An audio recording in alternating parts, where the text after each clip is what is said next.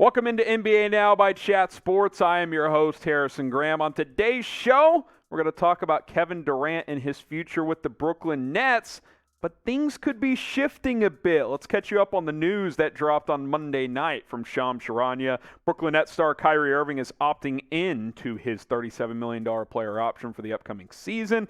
Irving is bypassing on multiple opt-in and trade scenarios to fulfill his 4-year commitment to the Nets and Kevin Durant. Kyrie Irving said this: "Normal people keep the world going, but those who dare to be different lead us into tomorrow. I've made my decision to opt in. See you in the fall." So based on that, sounds like Kyrie is going to stay in Brooklyn. And full disclosure, we filmed this video of 10 potential Kevin Durant destinations if he were to request a trade. Now, this would suggest that that's unlikely, but I still think if I'm Kevin Durant, I'm weighing all my options, and if I think I have a better chance of winning elsewhere, maybe I do request a trade. So we're still going to go ahead and publish this video for you guys. We'll have 10 teams that would, I think, be interested in trading for Durant if he were to hit the trade block. So what do you guys think? With all this, with all the Kyrie drama, should Kevin Durant still request a trade? Again, I still think there's an argument to be made for it. Type Y for yes, type N for no. Get your votes in, and after this YouTube ad break, we'll have 10 potential destinations for Kevin Durant if he requests a trade. Teams here. We're going alphabetical order because it's too hard to rank them right now, too early, not enough specific teams being mentioned, but I think these 10 teams could make some sense. Start with the Atlanta Hawks. Listen, there's been a report out there that everybody except Trae Young is tradable. They've got real assets with guys like Clint Capella, John Collins, Kevin Huerter, draft picks. Not saying they could offer the most compared to some other teams, but a combination of Trae Young and KD, and then if you keep one of Capella or Collins, I think would be pretty interesting. Preferably you keep Capella as that rim runner and rim protector. KD's that wing, and then Trae Young's the point guard. That trio could be pretty fascinating in Atlanta. Let's talk about the Boston Celtics. I think this is one of the more long shots, but they've got the ammunition because they could trade either a Jayson Tatum or a Jaylen Brown. Now, that's what you'd have to ask yourself if you're Brad Stevens, the now president of basketball operations with the Brooklyn Nets or with the Boston Celtics. Are you willing to trade either Jayson Tatum or Jaylen Brown? I would not trade Tatum. I would trade Brown if it meant I'm getting Kevin Durant. That's nothing against Jaylen Brown. He is a hell of a player. He's a hell of a Robin. But you would have two Batmans if you got KD. You'd have KD and Jayson Tatum. Look, it's a win-win here if you're Boston. If you keep Jaylen Brown, he's your number 2, no problem. Keep building. You just made it to the NBA Finals. But you tell me this. Would you rather have Jaylen Brown and Marcus Smart, for example, or Jaylen Brown and Robert Williams, or would you rather have Kevin Durant? I think I'm taking Kevin Durant, even though he's going to be 34 years old. Is trading Jaylen Brown or KD too much to get Kevin Durant?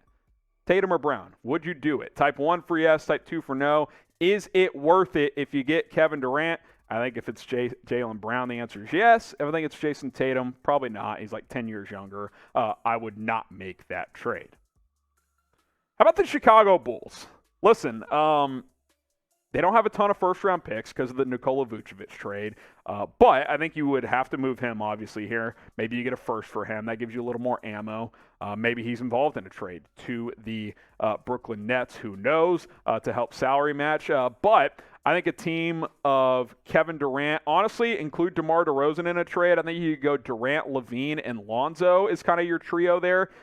Ideally, you would keep Patrick Williams, but if you have to move Patrick Williams to get Kevin Durant, I think that's something I would do as well, as hard as that would be. As a good young player he is. But a LaVine and Durant duo primarily with, good role players around those guys, that would be pretty fascinating. The Bulls have a good blend of kind of second-tier guys that they could offer in a trade to the Brooklyn Nets. You could even offer a guy like Ayo Dosunmu, who's a really good up-and-coming point guard as well. So I think they've got some ammunition on their roster. Not as much draft capital, but I think you could come up with some if you're motivated enough to get Kevin Durant. How about the Dallas Mavericks? Listen, I think Durant would be interested in playing with Luka Doncic, but a couple of things here. One, Durant and Mark Cuban don't have the best history. I'd like to think that could get squared away.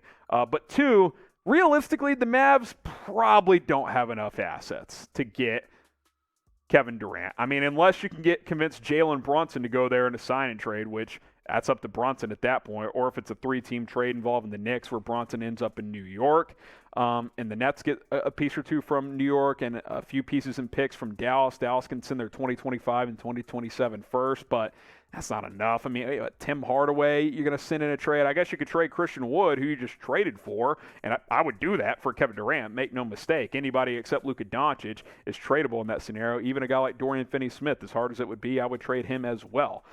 But I just think you look at some of these teams we're about to talk about, you're just not going to be able to offer enough for KD if you are the Dallas Mavericks. Now, we are going to be live here on Rumble for NBA free agency, which starts on Thursday. We'll be live first 4 or 5 days, Thursday, Friday, Saturday, Sunday for sure. I believe Monday as well. We'll be live throughout NBA free agency. So be sure to join us, rumble.com/NBA now. We'll have you guys covered with the latest signings, news, trade buzz that happens during free agency. So subscribe and join us here on Rumble, rumble.com/NBA now. All right, we got to include the Golden State Warriors. Now, let me just say this. I don't think either side is that interested in this point. Not that the Warriors wouldn't entertain this at all, because they know what Durant brings to the table. They won 2 championships with him. But I just think that has come and gone, right? Look, the Warriors have the ammunition to do this, okay? Andrew Wiggins, Jordan Poole, draft picks, James Wiseman. They have assets they can move to get Kevin Durant if they want to. I just feel like that ship has sailed. I think we've come and gone. I think, he spent 3 years there. They won 2 titles. It was successful, but it didn't end that pretty. I'm not saying that couldn't be repaired. Him and Draymond appear to be boys again, but at the end of the day, I just don't think Durant wants to go that route because, number one, if he goes back there, he's flat out admitting leaving in the first place was stupid, and I don't think he wants to admit that. And number two, I just don't think that I'm not saying it doesn't make sense for Golden State, but, you lose Jordan Poole, who's a young player in that scenario. Wiggins has played a huge role. Obviously, I would heavily consider all of that for Durant, but I feel like it's happened already. Like, he's already gone to the Warriors. He's already won there. I think the whole point in leaving was doing his own thing. I think if he left again, he would want to do that somewhere else. How about the Miami Heat? Listen, the Miami Heat just went to the Eastern Conference Finals, lost in 7 games. Jimmy Butler is a dog come playoff time. KD and Butler would be pretty damn lethal. Butler would be that defensive dog that can also give you 40 offensively. Kevin Durant can give you 40 on any given night. And then you'd have good role players. Now, obviously, you would lose some of those in a trade, but the Heat got players to move. They could move Tyler Hero. If you want to get rid of Bam Adebayo, not saying you would, but you could move him. Duncan Robinson, who didn't play that well last year, but he's a guy you could move to help match contracts as well. They've got guys in Miami that they could move to make a deal work. Would KD embrace going to Miami? LeBron did that. Is that kind of too similar? I'm not sure, but I think a LeBron-KD duo has a lot of potential. New York Knicks. We know the Knicks want to get a superstar. They've wanted to get a superstar for a long time. They haven't had one since Carmelo Anthony. And they've got the trade chips to do it. I mean, they made a lot of moves during the draft to acquire future capital. 4 first-round picks next year. Some of those are protected, but you've got those selections: a pick in 2024, 2 first-round picks in 2025, 11 first-round picks over the next 7 years. Could Julius Randle and a bunch of picks and maybe like Emmanuel Quickley and another young piece get it done? I don't know. Would Brooklyn send KD, down Manhattan Boulevard or whatever you want to call it up in New York? Obviously, it's not Manhattan Boulevard, but do you want to keep him in New York?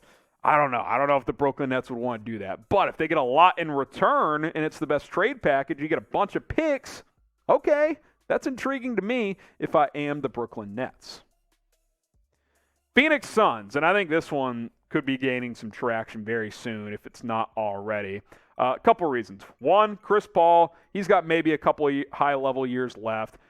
Devin Booker is a guy you want to maximize during his prime. And you've got DeAndre Ayton, who's a restricted free agent, who you kind of control because of that. That could be a centerpiece in a sign-and trade. And to add ammunition to this, recent odds, DeAndre Ayton's next team odds have skyrocketed for the Brooklyn Nets. Suns are still the favorites at -115, but the Nets are second favorites at +300. Last time we saw someone's odds shoot up like that, It was Paolo Banchero going number 1 overall, and guess what? He went number 1 overall. Vegas tends to have a pretty good ear for these things. They know what's going on. Not saying it's going to happen for sure, but if you're the Phoenix Suns, you're thinking, okay, we just paid Chris Paul. 2 years ago, we were in the finals. Last year, we had the best regular season and flamed out against Dallas. We got to maximize Chris Paul's time here. Kevin Durant, Devin Booker, Chris Paul.